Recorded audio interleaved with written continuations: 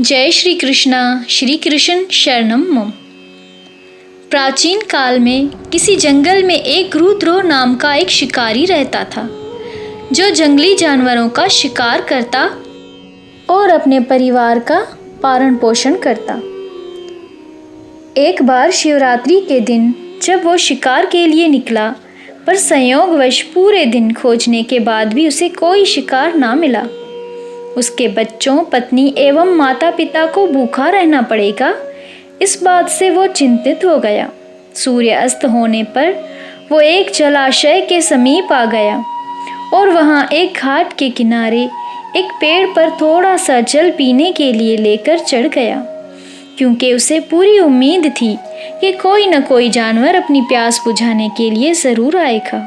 वो पेड़ बेलपत्र का था और उसी पेड़ के नीचे शिवलिंग भी था, जो सूखे बेलपत्रों से ढके होने के कारण दिखाई नहीं दे रहा था। रात का पहला पहर बीतने से पहले एक हिरनी वहां पर पानी पीने के लिए आई।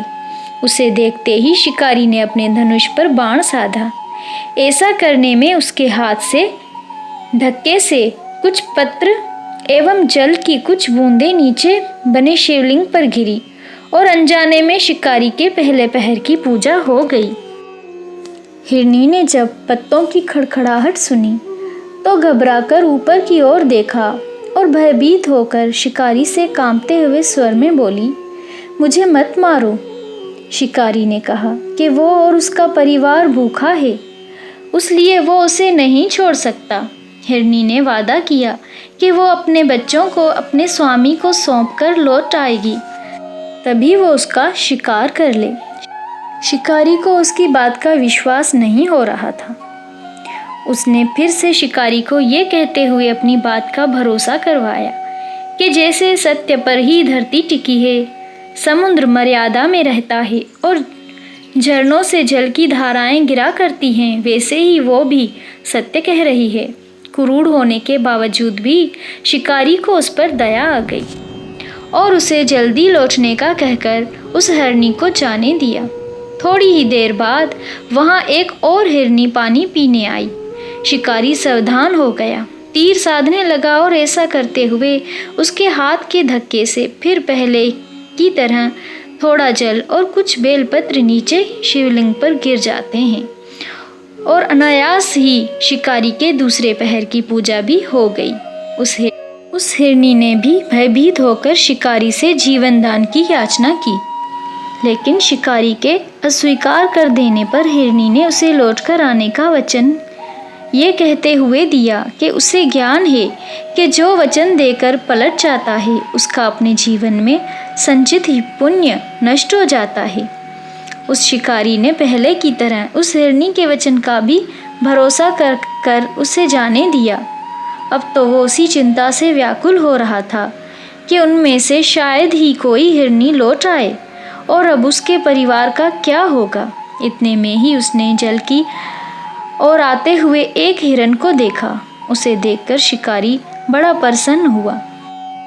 अब एक बार फिर धनुष को बाण चढ़ाने से उसके तीसरे पहर की पूजा भी संपन्न हो गई, लेकिन पत्तों के गिरने की आवाज़ से वो हिरन सावधान हो गया। उसने शिकारी को देखा और पूछा, तुम क्या करना चाहते हो? वो बोला, अपने कुटुंब को भोजन देने के लिए तुम्हारा वध करूँगा। वो मृग प्रसन्न होकर कहने लगा, मैं धन्य हूँ कि मेरा ये शरीर किसी के काम आया, पर उपकार से मेरा जीवन सफल हो जाएगा। पर कृपया अभी मुझे जाने दो, ताकि मैं अपने बच्चों को उनकी माता के हाथ में सौंपकर और उनको धीरज बांधकर लौट आऊँगा। शिकारी का हृदय उसके पाप नष्ट हो जाने की वजह से अब तक शुद्ध हो गया था, इसलिए वो विनयपूर्वक बोला, जो यहाँ आया वो बातें बनाकर चले जाएंगे तो मेरे परिजनों का क्या होगा। अब हिरन ने ये कहते हुए अपने सत्य का भरोसा दिलवाया कि यदि वो लौट कर ना आए तो उसे वो पाप लगे जो उसे लगता है, जो सामर्थ्य रहते हुए भी दूसरों का परोपकार नहीं करता। शिकारी ने ये कहते हुए उसे भी जाने दिया कि शीघ्र ही लौट आना। रात्रि का अंतिम पहर शुरू होते ही उस शिकारी के हर्ष की सीमा ही न थी, क्योंकि उसने सब हिरनियों को अपने बच्चों के सहित एक साथ आते देख लिया था। उन्हें देखते ही उसे अपने धनुष पर बाण रखा और पहले की ही तरह उसकी चौथे पहर की पूजा भी संपन्न हो गई। अब उस शिकारी के शिव कृपा से सभी पाप भस्म हो गए। इसलिए वो सोचने लगा कि ये पशु धन्य हैं जो ज्ञानहीन होकर भी अपने शरीर से परोपकार करना चाहते हैं। लेकिन धिक्कार है मेरे जीवन को कि मैं अनेक प्रकार से अपने परिवार का पालन करता रहा। वो सब धन्य हैं तथा उन्हें वापस जाने दिया। उसके ऐसा करने पर भगवान शंकर ने प्रसन्न होकर तत्काल उसे अपने दिव्य स्वरूप के दर्शन कराए तथा उसे सुख संपदा का वरदान देकर गुह नाम प्रदान किया। मित्रों, ये वो गुह था जिसके साथ भगवान राम ने मित्रता की।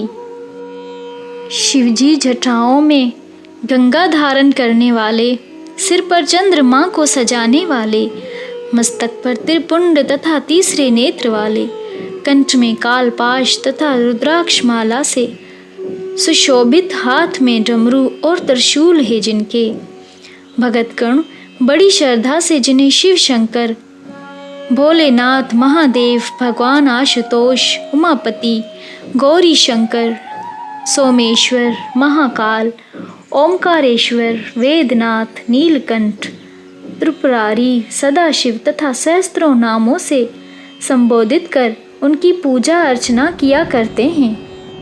ऐसे भगवान शिव एवं शिवा हम सबको सदा सदैव सकारात्मक बनाएं और हम सब की मनोकामनाएं पूरी करें। हर हर महादेव।